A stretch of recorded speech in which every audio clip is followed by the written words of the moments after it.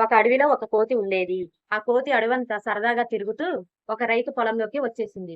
ఆ రైతు చిన్న మొక్కలను పొలంలో నాటుతూ ఉన్నాడు. ఆ మొక్కలను చూస్తూ కోతి ఆశ్చర్యపోయింది. కోతి తనలో తాను ఇలా అనుకుంది. ఇవి చిన్న చిన్న మొక్కలు కదా! ఇవి ఎప్పటికి పెద్దవి అవుతాయి. అలా అనుకుని ఆ రైతు దగ్గరకు వెళ్ళింది. ఆ రైతును ఇలా అని అడిగింది. రైతు గారు, ఈ చిన్న మొక్కలను ఎందుకు ఇలా నాటుతున్నారు? ఇవి ఇప్పటికిప్పుడే పండ్లను ఇవ్వవు కదా!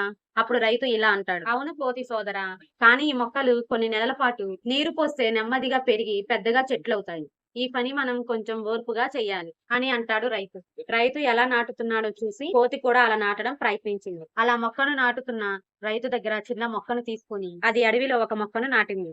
ఆ కోతి మొక్కను నాటిన దగ్గర నుండి ఆ చెట్టు ఎప్పుడు పెద్దది అవుతుందా, ఎప్పుడు ఆ పండు కోసుకొని తినాలా అని ఎదురు చూస్తుంది. కానీ ఆ చెట్టుకు నీరు పోయకుండా ఆ పండ్ల కోసం ఎదురు చూస్తుంది. కానీ కొన్ని రోజులకు ఆ మొక్క ఎండిపోయింది. ఆ మొక్కని దిగాలుగా చూసింది కోతి. మళ్ళీ ఆ కోతి ఆ రైతు పొలానికి వచ్చింది. ఆ రైతు తన పొలంలో పండ్లను కోస్తూ కనిపించాడు. అప్పుడు కోతి గుణపాఠం నేర్చుకుంది.